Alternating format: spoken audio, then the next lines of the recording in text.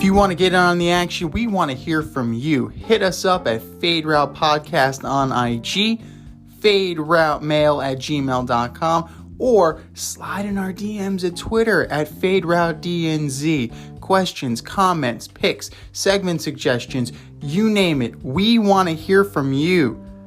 Get at us, in crowd. Well, it's a big show.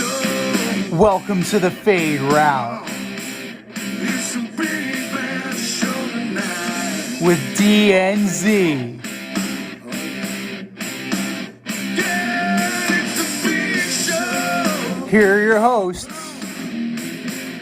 Cracking up, telling them lies. DNZ.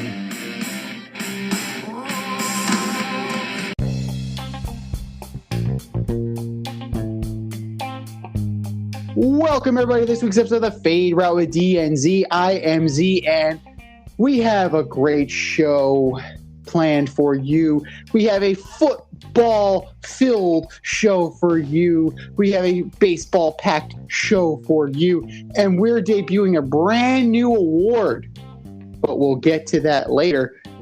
For now, let's start with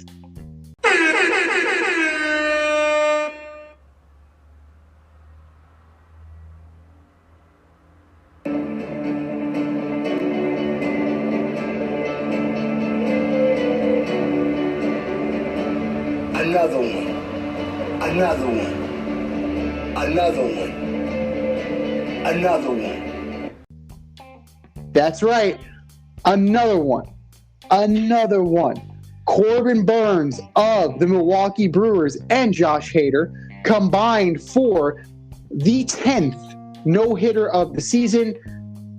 I'd be remiss if we failed to mention Tyler Gilbert, who pitched a no-hitter a month ago for the Diamondbacks in his first career start. But can you blame us? It's the Diamondbacks. But Corbin Burnes, 8 shutout innings, almost went for the perfecto against the Indians, and then Hader cleaned it up. And that makes 3, boys and girls. They cannot become the Guardians fast enough for Cleveland fans. And I know that Major League Baseball recently was in the lab kind of milling about, trying to figure out ways to have their own sticky stuff to kind of mitigate the usage of spider tack. But with 10 no-hitters, and yes, 10, Madison Bumgarner's was a no-hitter. I don't want to hear it. Notable achievement because it was only in a 7-inning game. They were only playing until 7 innings. That's it. That's all. So I don't want to hear anything from you, Rob Manfred. What can they possibly do to minimize the amount of no-hitters next year? Or is this just an aberration? And do we think that the lack of spider tack, maybe a change in approach at the plate, or just a little bit of dumb luck? Like, is that going to be what changes the course of pitching in Major League Baseball? And here he is. I've known this guy since our days on Carousel Shoes, flight crew through and through, the last QB in St. John's history. What's up, D? How's it going, man? Hey, well, I think now they can really just stop complaining. Right? I mean, pitchers are still getting it done, even though they've taken stuff out of the game. It's time for hitters to take a different approach, right?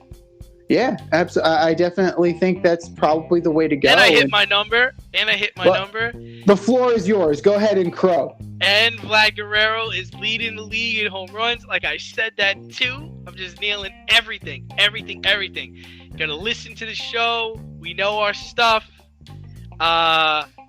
Yeah, I'm not surprised though. I mean, like I said, I talked about it 4 months ago. It was just headed in this direction. If a pitcher is dealing and you don't change your approach, if you don't change your course, if you're going to still go with the uppercut swing, hit into ships, and not make any adjustments, this will be the effect. Because if a pitcher gets in his groove, he's going to cruise. And then you bring in a guy like Josh Hader, forget about it. Forget about it. If you haven't hit the first 6 innings, you're definitely not hitting the last 2. And that's baseball. You know, everybody looks at basketball as almost a rhythm sport, right? People go on runs. Stuff like that happens in baseball too. The hardest thing to do in professional sports is to hit a baseball. And you got too many people taking it for granted. Taking out a small ball, hitting it where you want to hit it instead of where you're supposed to hit it where they ain't.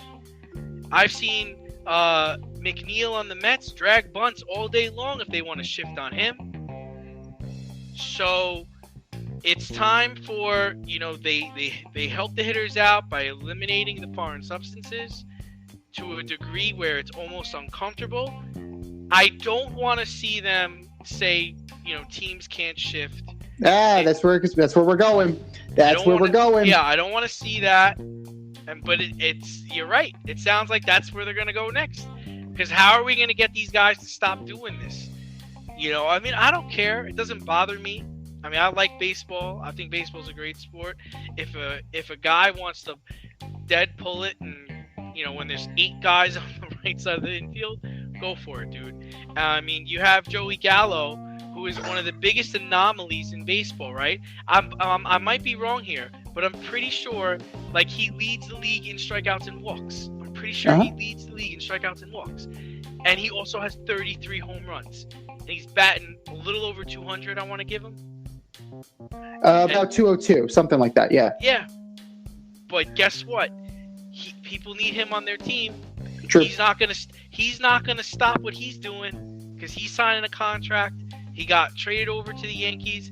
If he doesn't stay with the Yankees, somebody's gonna give that guy money.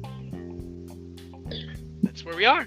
Yeah, exactly. And then if you want to look on the other side of the coin there, look no further than Queens. Javi Baez. He's leading the National League in strikeouts. So he definitely does change his approach for anybody. But what did we do? What have we learned? What have we processed in sports? In order to proliferate offense, what do leagues do? They legislate against defense. Look no further than the NFL. So I know exactly where this is going. We know where this is going. It's only a matter of time before the shift is banned. But, I mean, personally, I wouldn't mind that.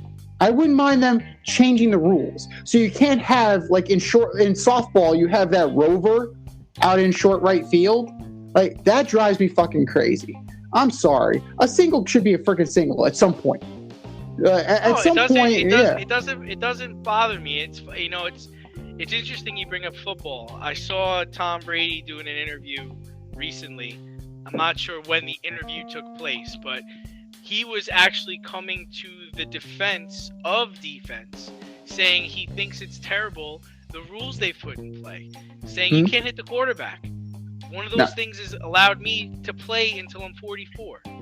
You've initially taken away hits over the middle because you're not letting defenders punish players for putting in a bad spot. And he was trying to say, like, early in his career when he would play the Baltimore Ravens, they didn't throw in the middle of the field because he didn't want his wide receivers to get destroyed by Ray Lewis. He's like, we didn't throw in the middle of the field because I'm not going to do that to my receiver. And he's like, I just think it's wrong that the NFL legislates against defense and helps a quarterback out for making the wrong read or throwing the ball where he shouldn't. That's not fair. How is that fair at all? And he makes a very valid point there. No, it's completely unfair. At some point, you need to pay for what you do if it's negative. There needs to be consequences. Usually that would either be a guy getting blown up or tip ball, pick, something to that regard. But now also with the changes in where you can hit, the strike zones, the hit on the defenseless receiver penalties, it's really been legislated in order to give as many free yards as possible. It really has been. You've taken football out of it because now that player needs to think about it before he actually does it. And we're going to talk. I can't tell you what a football move is. Like, can you tell me what a football move is? What does that mean? Can you define survive the ground? No. Like, I don't know what these words mean. I don't know what they mean.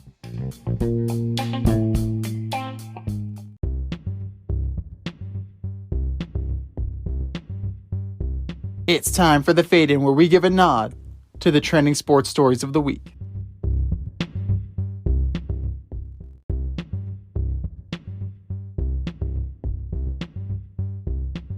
But here's what I do know. Yeah. Here's what I do know. That the New Orleans Saints whooped the Green Bay Packers 38-3 on Sunday. Jameis Winston had a game for the ages. 5 TDs, 148 yards. Rodgers, not great. 133 and 2 picks. Coach LaFleur said it was an embarrassment. Aaron Rodgers with his new do said it's just one game. Where do you lie? Where do you see? What do you see? This is what happens when you don't show up for OTAs and you don't take practice seriously. We talked about this over the summertime. What did you expect? Jameis Winston and company have been in camp, OTAs, dialing up plays, working together, rhythm, timing. They were ready for Sunday. These guys are arguing about free agents that he didn't get a choice to bring in the free agent he wanted. I'm not going to come. I'm going to go play golf with Tom Brady. Tom Brady went to play golf after he was practicing with his team for 4 weeks. But it all depends on what happens the next time they play a real football team. And as you can see how I crafted my words, it's the next time they play a real football team, not this weekend when they play the Lions. Not Monday not Monday night when they play the Lions. How did the Detroit Lions get a Monday night game? I don't know. Or actually Sunday night game. It's the Sunday night game? I think it's Sunday night. No, it's the Monday night. It's the Monday night game. It's the Monday night game. There you go. So it depends. So if they compete at a high level in the next time they play a real football team, then you chalk it up to this was just one game. But if they give up 5 touchdown passes and they don't score any touchdowns, then their whole season will be embarrassment. I believe if Tom, Jameis, Kyler, Lamar, Jalen, if they were taking days off, they would have been in the same situation as the Packers were this weekend. But they didn't, and that's why most of those guys won or were in position to win. Well, let's juxtapose the two teams that were the poster children for not playing their guys in the preseason, right? You got the Packers, who got their doors blown off, and the Rams, who blew the doors off the Bears. So there's definitely...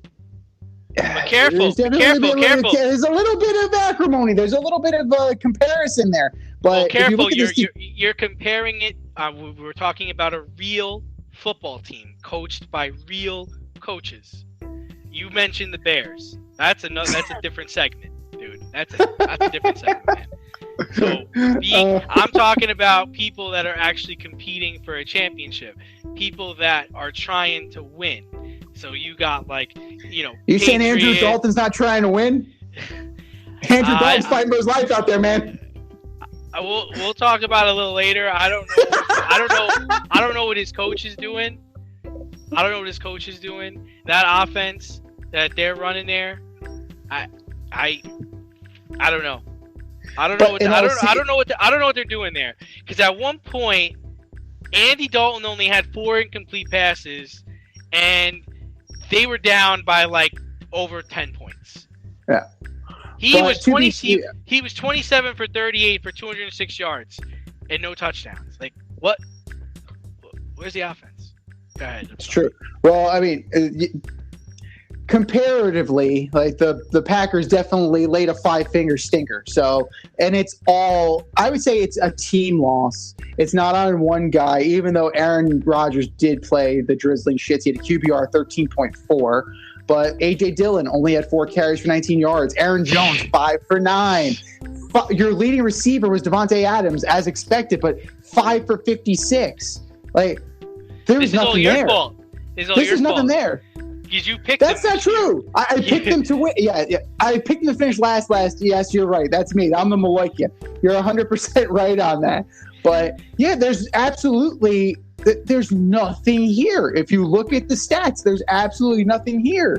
And then you see guys like Jameis Winston's hooking up with Deontay Harris. 2 receptions for 7. Exactly. 2 for 72. The immortal Adam Troutman got 3 receptions. Who? What else? Exactly. Chris Hogan caught a touchdown. Chris Hogan. He has not been relevant in years. Isn't he a lacrosse player? He was a lacrosse player, yes. And next week, Kenny Stills is going to be on this team. I guarantee it, because he was just signed to the practice squad. Kenny Stills is going to be on here. He's going to be catching balls. So it's definitely, it's too early to panic in Green Bay. But it can be both. You can be embarrassed, but still chalk it up to 1 week at a time. Because guess what? You have no choice. It has to be. You need to have an empty, blank slate. Otherwise, you're going to get your doors blown off by the Lions. And we're going to get to the Lions again later because they almost came back against the Niners. So, we're going to put a pin in that for a second. And we're going to go to the season opener, which was the Cowboys losing to the Buccaneers, but barely. 31-29, not without controversy at the end, as it appeared that Chris Godwin committed offensive pass interference, was not called, ultimately led to the game-winning field goal. So, is that red meat for the Brady haters, or a win is a win is a win? Stop. Stop with the no call, okay? That's not PI, and the Cowboys had plenty of time to stop 44-year-old Tom Brady. If you haven't learned anything in Tom's 20-year career, don't give him the ball back with over a minute left in the game.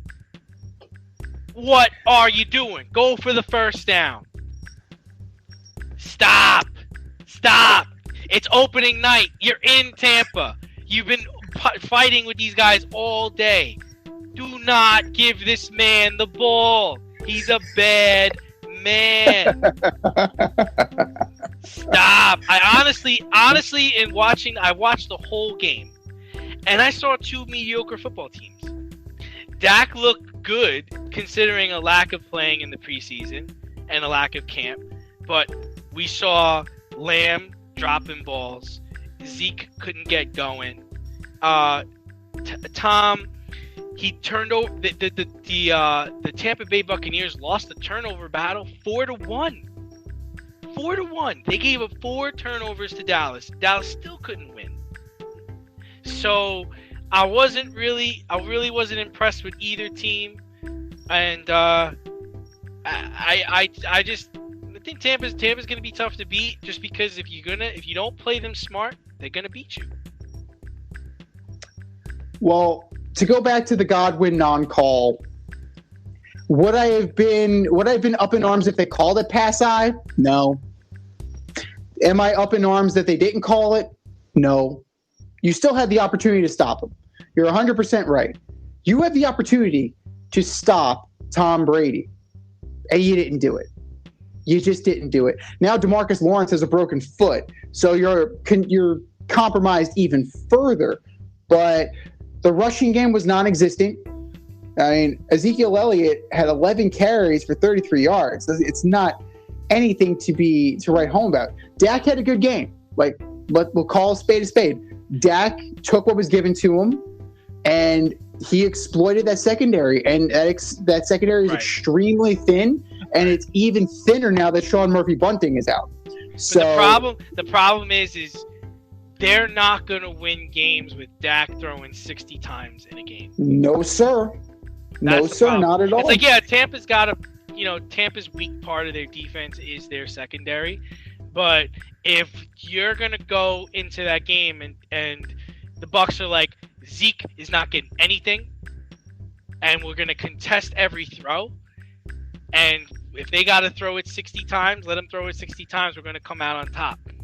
I'm sure that wasn't the game plan, but if you look back at that, I mean, if you're Tampa, you're like, yeah, whatever. We made you one-dimensional. I mean, yeah. Yeah, I mean, you would argue, I would argue, maybe some, Blue Star, fanboys would disagree with me, but Ezekiel Elliott has to be the heart of this team. He has to be the heart of the offense. He gets you off Dak's spot, so then Dak can actually do what he does. So another thing that definitely is an issue now is that, yeah, Cooper and Lamb both put up yardage, but they lost Gallup. Like, Gallup was definitely moving the chains for them. He's a good 3. He's a decent 3. He's not a 1. He's not a 2. He's a 3. But losing that definitely is going to alter how they run things in Dallas. They might have found a little bit of something with the combination of Schultz and Jarwin. We'll see what happens there. But ultimately, it was soft defenses from what I saw. Teams were moving the ball at will. And ultimately, the better team won at the end. That's what I saw. And we'll see what happens moving forward. But the biggest takeaway of this is definitely that the Bucs are still the Bucs. And if you give them a ball, you give them the ball with the game on the line, they still have number 12. You don't. That is the bottom line. Looking to break into broadcast media, web development, social media marketing, or filmmaking? Then CSB is the program for you. From day one, you'll be trained hands-on by industry pros like friend of the show Rob Adams, whose goal is to get you trained and get you working in months, not years. CSB offers 8 and 16-week programs in small class sizes designed to give you the personalized attention you need. If you can make it in person, there are 5 East Coast locations. If you can't, they offer virtual classes too. How great is that? And once you graduate, you become part of the alumni network that gets you to the front of the line. Trust me, I'm an alum myself. Go to gocsb.com today, request more info, set up a studio tour, and who knows, you may very well be on your way to a career in broadcast media. That's gocsb.com and tell them Z sent you. gocsb.com.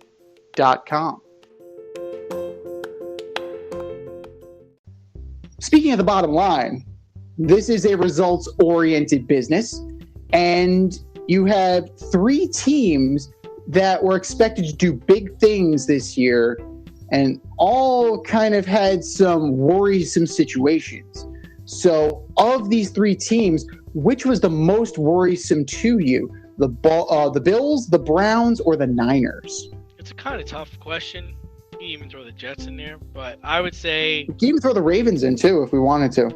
Yeah, I'd say the 49ers. They had a 28-point lead and almost lost to the Lions. It came close. They were actually beat out in the fourth quarter 16-3, and they were beat out in the second half 23-10. So 49ers are going to have, I think they have the Eagles this week. That's going to be a tough matchup, especially Eagles coming off smoking the Atlanta Falcons. So we're going to find out more about the 49ers this weekend. That's a straight up whooping for sure. The Steelers, they definitely roared back to beat the Bills. That's definitely something that you need to look at. The run game, they had 117 yards between them. So the Bills were moving the ball there. So it's one of those things that but the problem you with just that, got beat. Yeah, but the problem with that is Josh Allen cannot be your leading rusher and your leading passer. That's the problem. Right. Devin Singletary was the leading rusher. The problem is he didn't have enough. So, you need a little bit more balance in your offense. Yeah. Allen can't be the guy for everything. And then, Ben did what he needed to do. And it's not as a veteran. Yeah. As a veteran, he did what he needed to do to come and take it from the Bills. Nothing spectacular from that performance. You're looking at the Browns. The Browns blew the lead, but you're facing the Chiefs. You're facing stout competition. So would it have surprised me if the Browns held on? Absolutely not. Would it have surprised me if the Chiefs roared back like they did? Absolutely not. That was a playoff rematch. Whoever did the schedule this year for week 1 deserves a raise. That's all I got to say. Because we had a ton of great games this past week. The most worrisome, I wouldn't even go with the Niners because I don't have the expectations that most people do for the Niners. Granted, it's the Lions. Like, right. The Lions, like, opening kickoff, it's garbage time. But, you know, if you do have any expectations for the Niners and if you wanted to hang your hat on something, that is not something to hang your hat on. The Ravens, another one.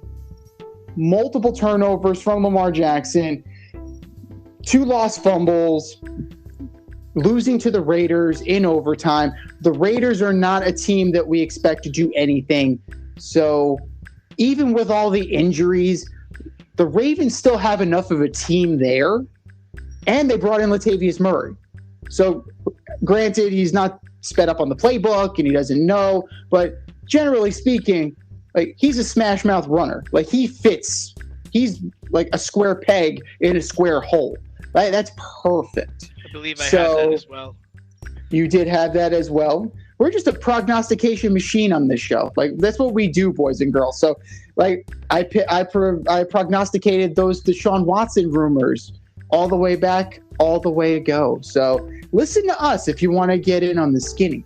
But I'm going to have to say that the Ravens were the most worrisome just because they're not going to be where we need them to be as quickly as possible. The teams are already there, and they lost to better teams, with the exception of the Niners, who barely eked out against the Lions. So the Ravens scare me in the long term, specifically because I had huge aspirations for them, but I'm sticking with it, and we're going to go from there. Latavius Murray is going to get more acclimated to the offense. They're going to use him more. If Lamar Jackson does not fix the turnover problem, we're going to be mentioning him in the same breath as Daniel Jones. That's a problem. Like, ball security is an issue, and it's the elephant in the room that nobody wants to talk about. He carries the ball loosely. I don't care if he won the MVP. I don't care if he has that under his belt. You need to secure the football, or your job is not secure. Speaking of insecure, we had a few upsets this weekend. Some that, you know, weren't that much of an upset considering there's like the 2 bags of shit theory. But who was your biggest upset of the weekend? I have 2. I think Houston beating Jacksonville to hand Trevor Lawrence his first regular season loss since middle school. I didn't have that. I really thought that they were going to take care of them, and they looked abysmal. I think they only had 7 points going into halftime. And another one was Atlanta getting embarrassed at home to Jalen Hurts and the Eagles. And just to go back, you were talking about Lamar Jackson. Do you know Jalen Hurts has more 300 yards passing games than Lamar Jackson has? And Jackson has over 30 more starts than him? That's wild. That's crazy. That's a crazy stat right there. I did not know that. So Arthur Smith realized he doesn't have Derrick Henry. Ridley dropped passes, and Matt Ryan is definitely contemplating retirement. That's what I took away from that Atlanta Falcons team. I only watched the 4th quarter, and I was starting to feel bad for Matt Ryan. They couldn't block anybody. They couldn't catch the ball. They're helping him off the turf after every play. It's going to be a long season. And then he's got the Bucs this weekend. God, it's going to be a long year for the Atlanta Falcons. It's definitely going to be a long year for the Atlanta Falcons, but at the same time, this is what they signed up for when they bring in a guy like Arthur Smith and then they trade off Julio Jones. So you're banking on Ridley and Gage being a good 1-2. And Pitts, right? And Pitts. You didn't take anybody to help your defense. You had plenty of opportunity to do that in the draft in the first round, where you can still get high echelon players, and you whiffed. You chose to take Kyle Pitts out of Florida. Kyle Pitts may very well be good, but you didn't need him. That was a luxury item. And I'm going to keep saying that because the proof is in the pudding right there. You definitely should have addressed or even the offensive line. You have plenty of opportunities there. Slater was still on the board. You had a bevy of guys. Vera Tucker that the Jets took. He was there. Might have been a stretch at where the Falcons were, but he was there. He got embarrassed this weekend too. He did, but I mean, the Jets. We're going to get to the Jets, so we're going to have plenty of time to talk about the Jets. Talk about COVID. Oh my goodness, not again! They still can't shake that.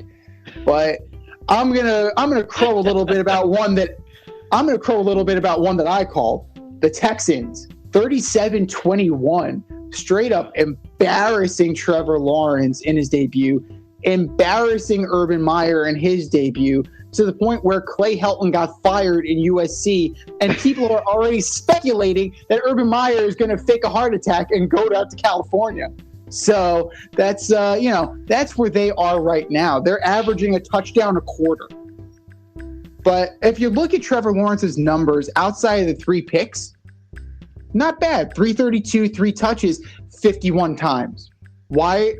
Your rookie quarterback making his NFL debut, and you decided to throw 51 times. Carlos Hyde only had 9 carries for 44. James Robinson, I think, only had 45 yards. You need to diversify your offense. To go back to what we were saying about the Dallas Cowboys, you need to diversify your offense or you're going to get this kid killed. And this was the Texans. How about James Robinson only getting 5 carries? That's ridiculous. I'm sorry. James Robinson more than proved his worth last year. It's just irresponsible. And I get it. It was supposed to be Travis Etienne. It wasn't supposed to be James Robinson. You play with the guys you got. And guess who you got this week? You got the Denver Broncos.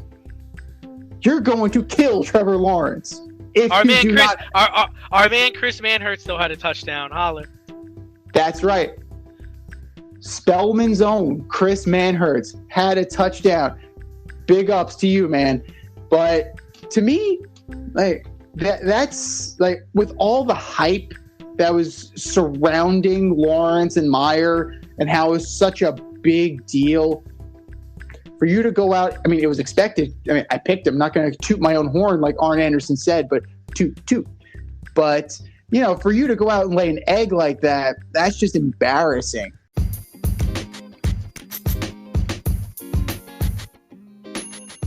Your favorite podcast has its own merch line now. Go to teespring.com, type The Fade Store into the search bar, and have access to our sweatshirts, t-shirts, long sleeve shirts, tank tops, and much more on the way. That's teespring.com. Type in The Fade Store at the search bar and show your boys some love. Rep the Fade Route brand only at the Fade Store, only on teespring.com. Speaking of embarrassing, the rookie quarterbacks, we're going to touch on them again. Trevor Lawrence was one of the 3 quarterbacks that got an L on their record. Zach Wilson also got one as the Jets lost to the Panthers 19-14. Mac Jones lost to the Dolphins 17-16. Justin Fields and Trey Lance got some burn. They got a couple of snaps in, but not enough to rank. So who impressed you the most? Who impressed you the least? And who do you want to see more of? I would say the one that impressed me the most was Zach Wilson, because he showed up to practice today. Dude was running for his life in the first half. What blocking scheme is Matt LaFleur's little brother teaching that team? What are they practicing in training camp? You mentioned before, the guard that they drafted got blowed up. Becton got hurt. He was out, but even when he was in, he wasn't doing anything. The Carolina Panthers defensive line trashed the New York Jets offensive line. Yeah, so I was impressed that this dude came to work today. One of the people that I was disappointed in was Trevor Lawrence. But then I see Trevor Lawrence, after throwing an interception, he comes off the sideline to talk to one of his coaches. And who's the coach? It's Brian Schottenheimer. Now it all makes sense to me. Now I understand. He's like, Schotty's Coach, back, baby. what was that? What was that play call? I didn't see anybody. I'm seeing ghosts out there. So that explained a lot to me. And the person I'd like to see more of, and we might this weekend, is Justin Fields. I mean, he came in and he ran that high school offense of Matt Nagy and scored a touchdown. And you got to think that, you know, I think what the Bears are worried about is Fields doesn't know all the protections, the slides. And I think they're a little nervous about him getting the ball out fast enough and not realizing you're not playing for Ohio State. You don't have all day. You really got to get the ball out. So I think they're worried about him getting hurt, but they're not doing Andy Dalton any justice. Like I said, this offense is just awful. At one point in the game, he only had 4 incomplete passes, and they were down by more than 10. How the hell is that possible? They don't throw the ball further than 10 yards down the field. Most quarterbacks average in a game 4 throws of over 10 yards down the field. The Bears had none. None! So that's where I am. All very valid points. Credit to Zach Wilson. He wasn't as bad as we expected him to be. He didn't do anything great. He didn't do anything outstanding, but he definitely held his own. Like, you know, congratulations. You held your own. When your expectations are like below the ground, like anything is a positive. So kudos to you. Trevor Lawrence, definitely. I mean, the numbers are there outside of the picks. You gotta clean up the ball security. You gotta clean up your interceptions. But after week 1, you cannot have three touchdowns, 3 picks. That's just inexcusable. And as far as efficiency goes, Mac Jones, you're looking at 29 to 39, 281 and a touch. Like, he came in, that's the most professional looking line of them all. Like, you would think, like, if you just took that line and didn't put, you know, Mac Jones's name or put his picture there, you know, does a solid veteran performance. A Jared Goff, if you will. But then, if you will. But, you know, to get that out of a rookie, and clearly Belichick trusts him because he's having him drop back and throw 39 times. Clearly Josh McDaniels trusts him with the offense if he's dropping back 39 times. I mean, I would like to see more of Justin Fields. I would like Justin Fields to have a career. So let's definitely ease him in. And he's already more beloved than Mitchell Trubisky in Chicago. So you have that going for you.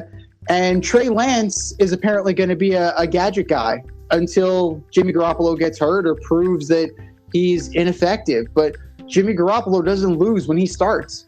For the most part, Jimmy G does not lose. So you may see Trey Lance as more of a subset gadget play guy, which is fine. That actually is really good considering the fact they just lost Raheem Mostert. So they could definitely use something, a little wrinkle in that offense to help them out. Oh, by the way, San Francisco, I know a couple running backs that you can call. They're available, and they'll probably work cheap.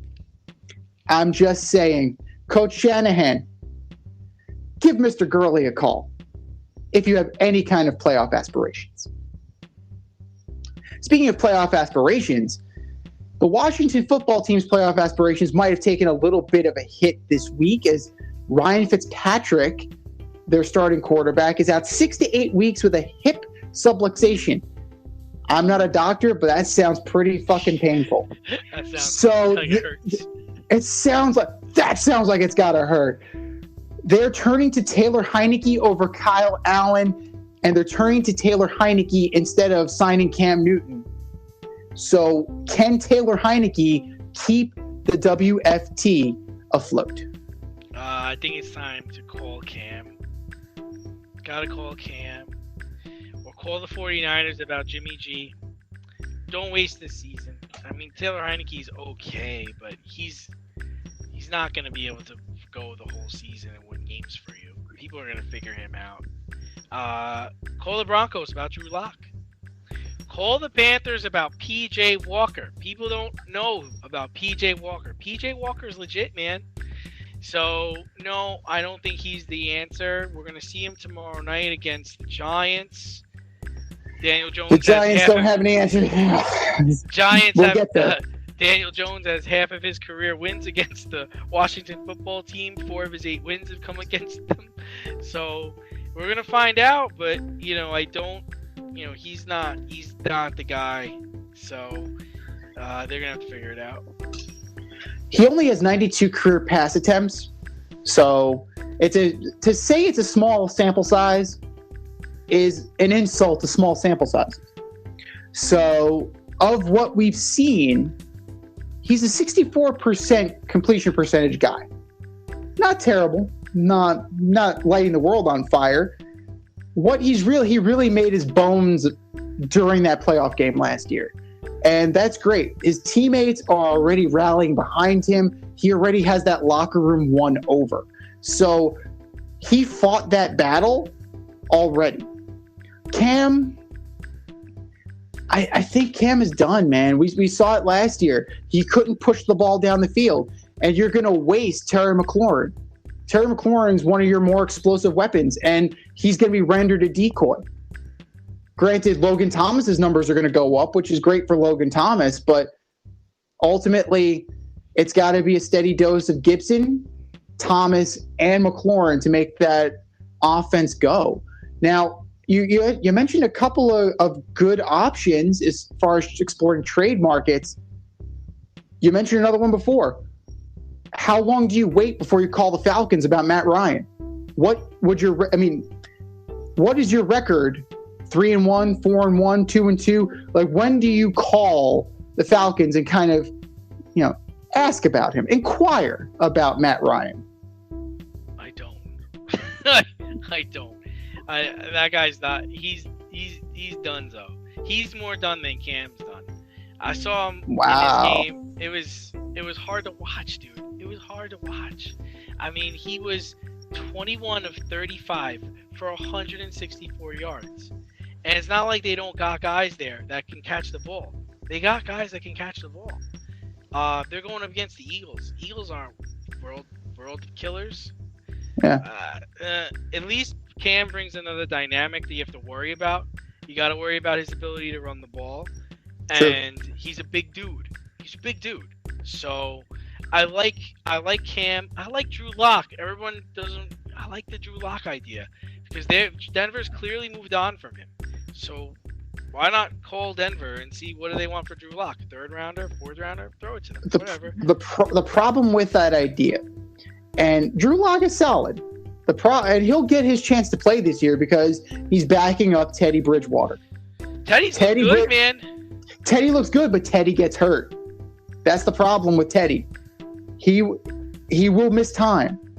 So Drew Lock will get burned eventually this season. But back to Taylor Heineke, he draws the Giants this week. And the Giant defense, as good as they were last year, they were soft. They played so soft against the Denver Broncos. And Teddy Bridgewater just carved them up. You're looking at 264, 2 touchdowns. It looked like a 7-on-7 drill. and that was disappointing. As a Giant fan, I think it was one of the more disappointing performances of the year, of the past calendar year, not just the season. It's only been one game, but that defense really improved and really showed a lot. And to regress like that, it's hard to say that Taylor Heineke's not going to have a good game against them. He's not walking in off the street. He's going to have a grasp of the offense. The guys believe in him. He's at least going to get a couple weeks to prove what he can do. And, why not? I mean, his floor is Ryan Fitzpatrick, I think. A few weeks, spark the team, they figure you out. Ryan Fitzpatrick made almost a 20-year career out of that. Like, the Fitz magic. Like, it's a running gag at this point. Like, everybody knows. Even he knows. So, a little lightning in the bottle, like, it never hurt anybody. And I think that Taylor Heineke, it's going to be fool's gold. He'll probably throw for like 450 against the Giants. So, we can gather the Spellman Falcons from 2002 and they could probably light up the fucking Giants. So, give him a shot, give him a run, see what he can do. I think he could probably do it, but he's definitely got the talent. He's definitely got the weapons. Just got to unleash the beast.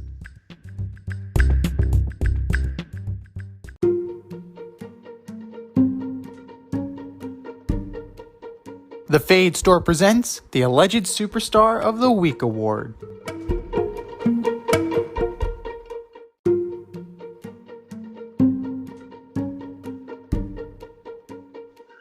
All right, boys and girls.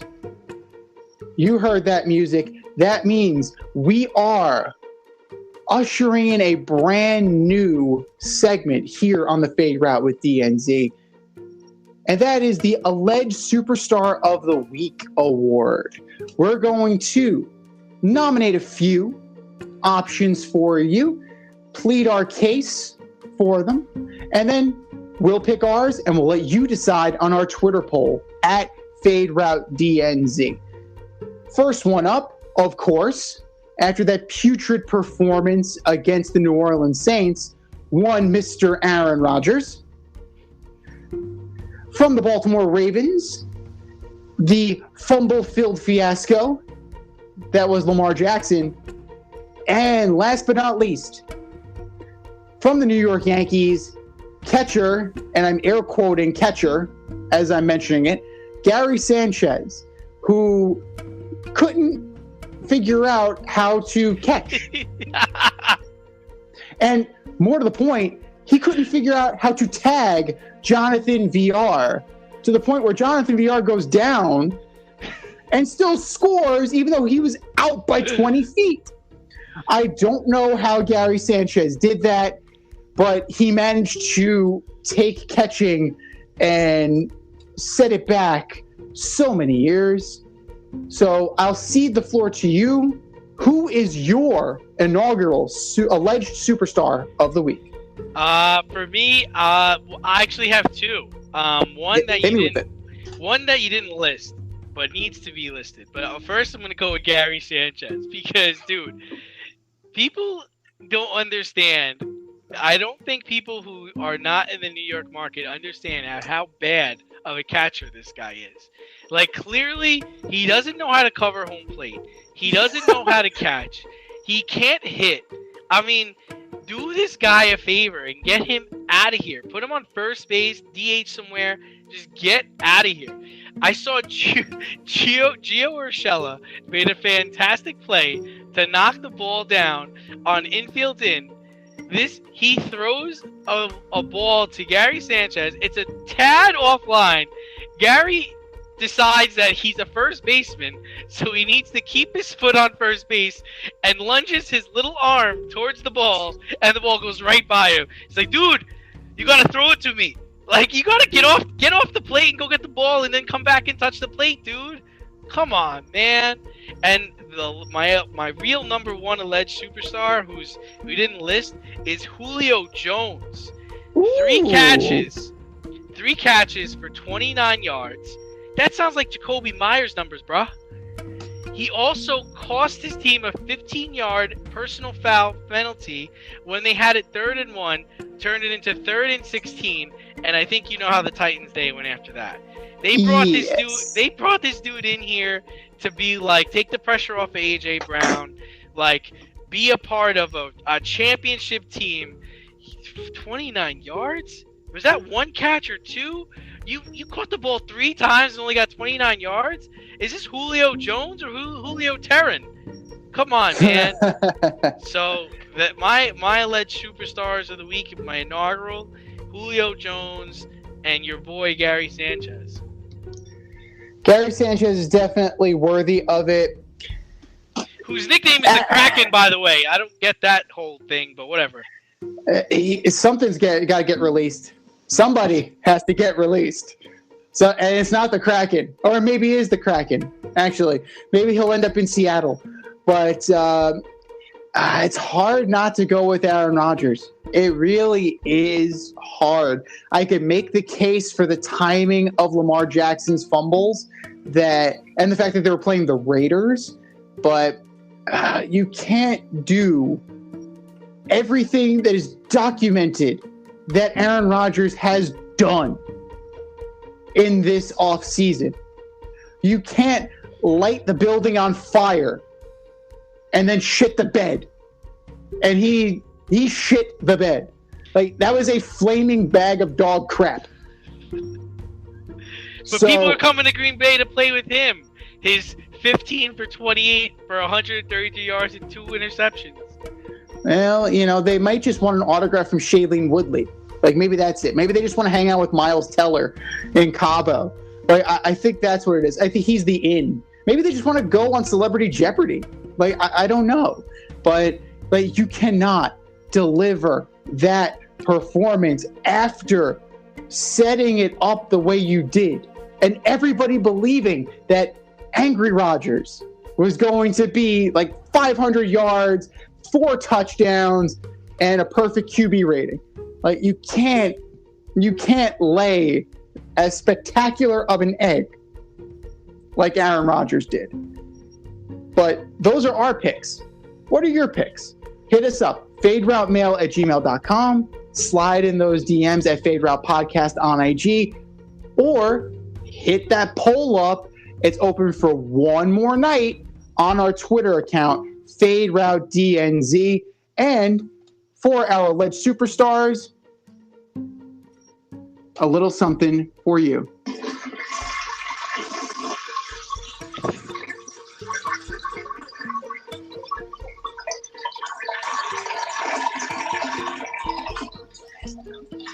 Do better next week.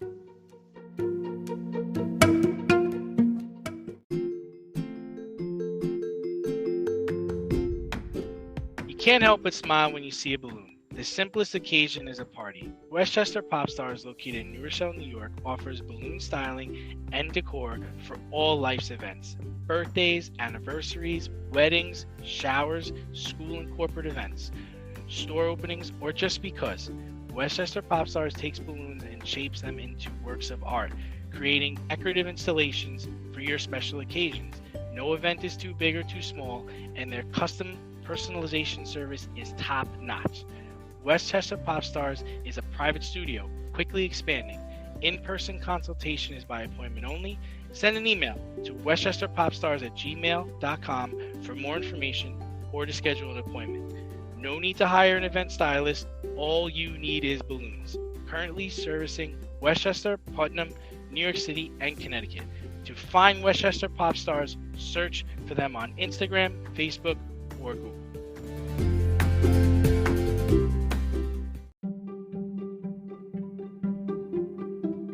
Swipe left or swipe right?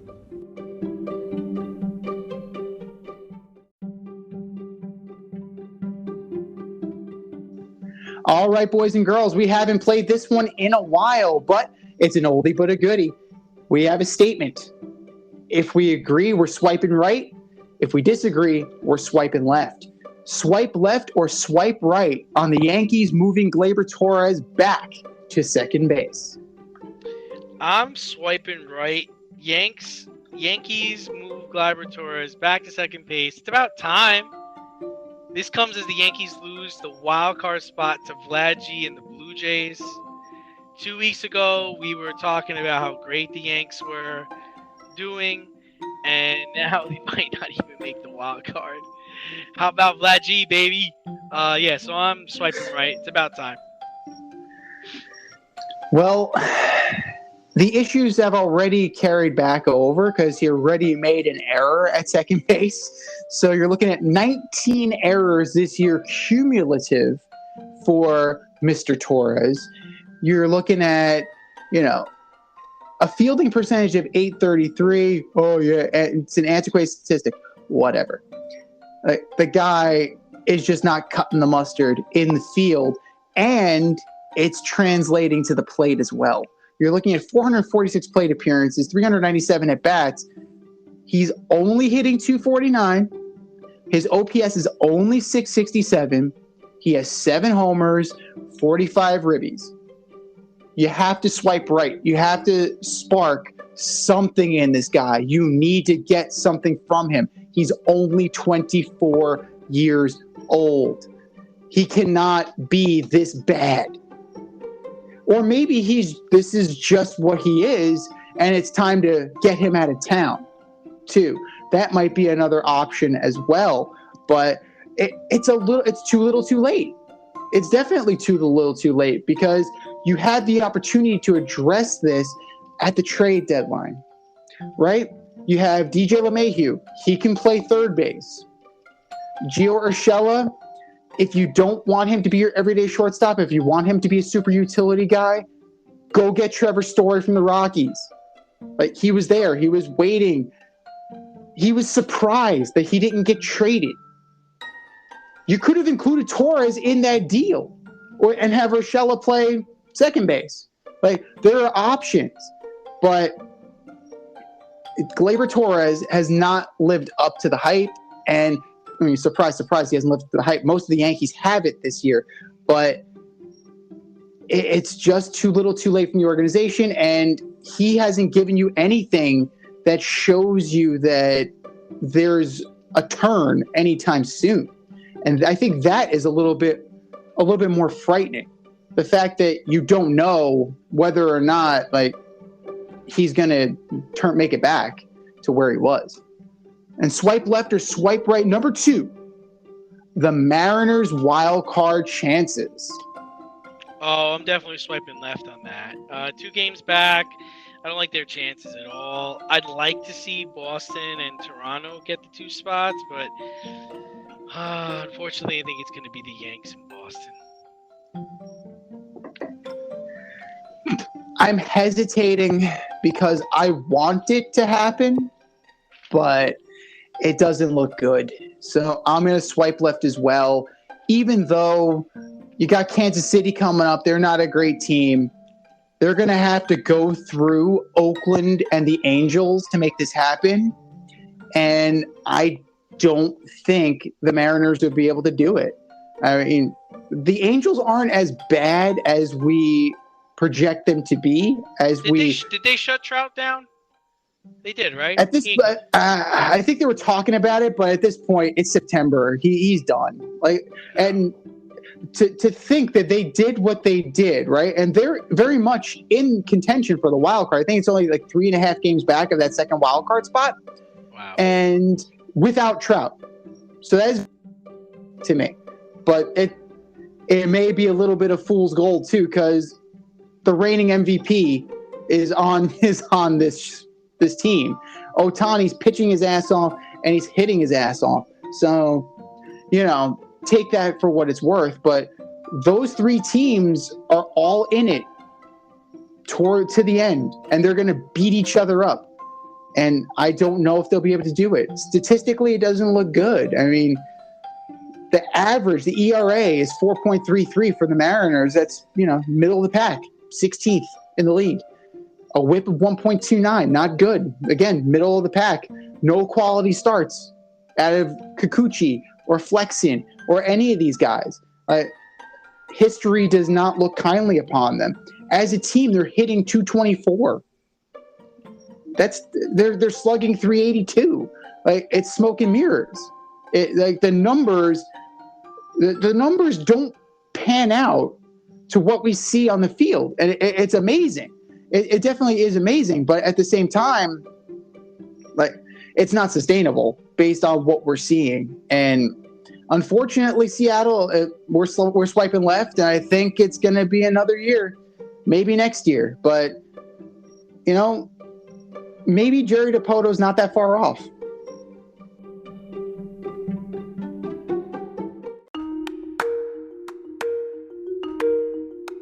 Let's run the option and give you our picks for the week.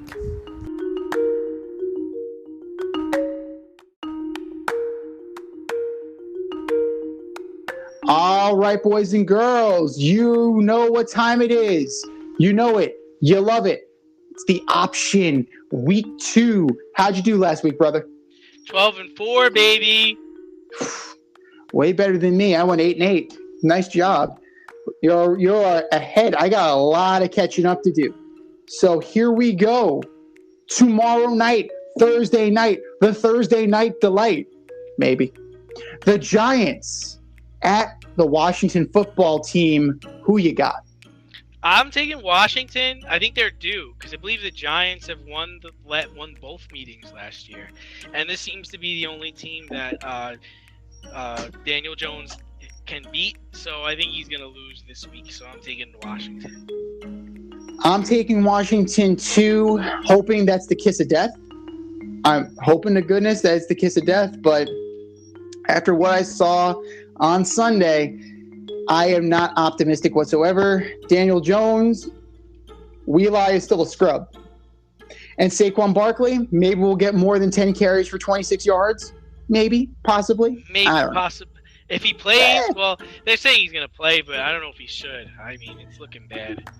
Yeah, I wouldn't. At this point, there's no point in risking him. Just let Devontae Booker go out there and prove that he's an every down back and just roll with it. It is getting late early. It is definitely getting late early. Jump into Sunday, 1 p.m., Pats at Jets. Pats against COVID. I think I'm going to take the Pats. Yeah, that's a pretty safe bet. Yes, the Pats are 0-1, but they only lost by 1. Bill Bill Belichick against rookie quarterback. Off of a week 1 loss. Yeah, the Patriots are going to go 0-2 against the Jets. Highly unlikely. So over under the first quarter, right? So about halfway through the first quarter, Zach Wilson's seeing ghosts. I don't know if he's even going to get the ball. I don't know if he's going to even get the ball. Oh yeah, he's going to be seeing a lot. He's going to be hitting the turf a lot. They're going to be coming after him, I think. And they're only going to need to rush 4 because the line's hurt. Yeah. Oh my goodness. He's going to get a text from Sam Darnold after the game. It's like, it happened to me too, man. Me too.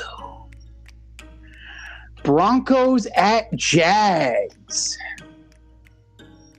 Broncos at Jags. I'm taking the Broncos. I like the Broncos this year, man. I like Teddy. I like what they got going on. Their defense is solid, especially after seeing what the Jags did last week. Yeah, I'm taking Denver. We agree 3 in a row. Lawrence is going to have a better game, but he's arguably facing a better defense. So this is not – it's not going to end well for Mr. Lawrence. But I think he will clean up the interceptions. But it's one more step for Urban Meyer to go to Pasadena. That's the next – one more step out the door for Urban Meyer. Bills at Dolphins. I'm going to take the Bills, but I think it's going to be a really close game. I think it's going to be a good game, but I'm taking the Bills. This is definitely a toss-up game based on what we saw last week from both teams. I'm going to go with the Dolphins because they're at home, and home field in Miami definitely plays a factor. We've seen it with the Patriots in the past, so I think that's going to carry over.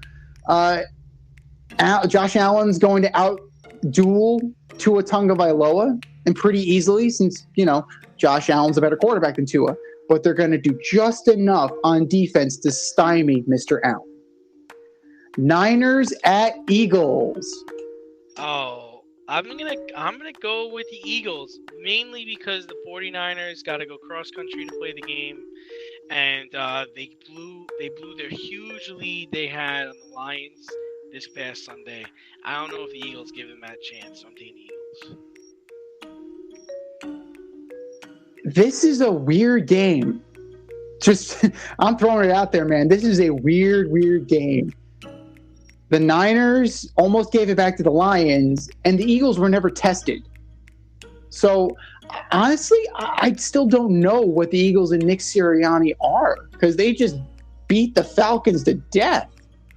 Like, does that mean that they're a good team, or is that the Falcons are like vying for the number one pick bad? Like, I don't know. So I'm going to take the Niners, and I think they'll be fine. They just got to figure something out for Raheem Mostert. They got to replace him, and they got to replace him fast. Rams at Colts.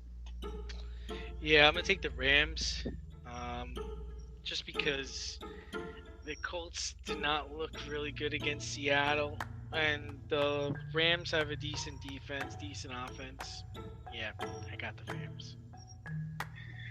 We're going with the Rams here, too. The Colts were severely beaten downfield by the Seahawks, and the Rams definitely have as good, if not better, an offense. So that one seems like a pretty easy one to me.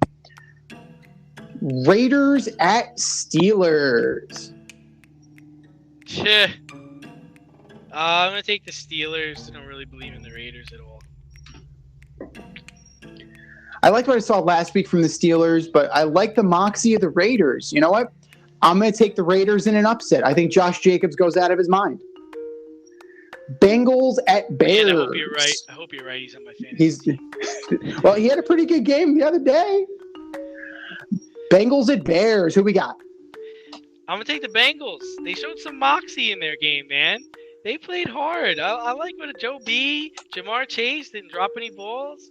I'm taking the Bengals. I'm gonna take the Bengals too. I scared myself off of that pick, and I'm so pissed at myself because I talked myself out of it. And you heard me. We were having the conversation. I made the argument that the Bengals could beat the Vikings, and then I just pussed out. So I'm gonna ride with Joe Mixon. He's gonna run over the Bears. Bengals win. Texans at Browns. Oh, man. I'm going to take the Browns. But I think the Texans are going to play well. They seem to be playing hard for their coach, which is good. So I'll take the Browns. Odell Beckham probably not going to play again. Shocker. So... Yeah, he's out. He's already out. Yeah. Hey, he's done. Yeah, like what we said about fantasy. Like, you can't count on these guys, man. They don't play. So better off not drafting them. But I'm going to go with the Browns. I think it's going to be a get-right game for them. Hunt and Chubb are going to go off on the Texans. They'll actually run the ball, unlike the Jaguars. So I think the Browns are going to win pretty handily. NFC South matchup, Saints at Panthers. I'm going to take the Saints, mainly because their defense looked so good against the Packers. It's hard not to pick them, and they just signed Marshawn Lattimore to an extension. So yeah, I'm going with the Saints. I'm gonna roll with the Saints too, but it's gonna be close. It's definitely the Panthers' defense plays. J.C. Horn got exposed a little bit against the Jets, but we'll see how that goes. It's going to be closer, but I think the Saints are going to prevail. Jameis is not going to throw for 5 touchdowns. Over under 3 touchdowns for Jameis Winston this week. Under. Under 3? Yeah. Okay. We're in the 4 o'clock slate. Vikings at Cardinals. Cards, big time. Yeah, Vikings are trash. Again, Zimmer's probably going to get fired. Falcons at Bucks. Yeah. Next. Not even gonna answer that one. Next. Titans at Seahawks. You know, this is gonna be a really good game, and I'm gonna take the Seahawks. That spells bad news for the Titans starting off 0-2. I'm going to go with the Seahawks too. I don't like what I see, that there's already infighting. I get what Vrabel's trying to do, but I don't know if Julio Jones is that kind of player. I don't know if he responds to that. If he doesn't, it's going to be a very long year in Tennessee. But Seahawks are going 2-0. Cowboys at Chargers. Cowboys, which is bad for the Chargers because they're going to start off 1-1. But Cowboys, I think Cowboys take care of business. I'm going to go with the Chargers. The DeMarcus Lawrence injury definitely hurts.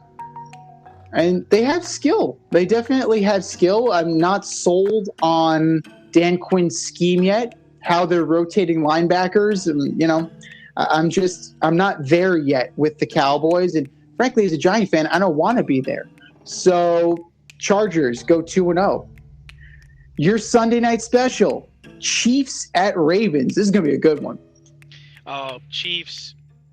I don't think there's a defense out there that can stop them right now. Chiefs, but not as much of a blowout as you think. I think Lamar is going to have a get-right game, and he's not going to fumble like he did. But still, Chiefs roll. Monday night. On the line, big time. Let's go. Super NFC Championship possibility here. So here, Detroit, this is called prime time. I don't know. You haven't seen it in a while, but your Lions are in the prime time, in the spotlight against the Packers. I think we know. I know. Yeah. I was tempted to take the Lions. I really was. Because I was like, watch Detroit come out and just ball out, right? I mean, I believe Jared Goff is 5th in passing yards in the league right now. Is that an apparition? I don't know. But, yeah, I'm going to take the Packers. They right the ship. For their sake, it's a Tennessee situation, but in the NFC. For their sake, they better. But I think the Packers are gonna. So that's going to be A-OK for Mr. Rogers. All right. This has been the Fade Route with D and Z. Thanks for tuning in tonight. You catch our podcast on Wednesday nights on the Anchor, Spotify, or wherever you listen to your podcast. Until next time, stay faded, everyone. We'll talk to you next week. Thanks for listening to this episode of our podcast. If you like what you heard and want to hear more, be sure to like and subscribe on your favorite podcast platform. Rate us 5 stars, leave us a review, turn on subscription notifications, and tell your friends. Spread the word, spread it wide.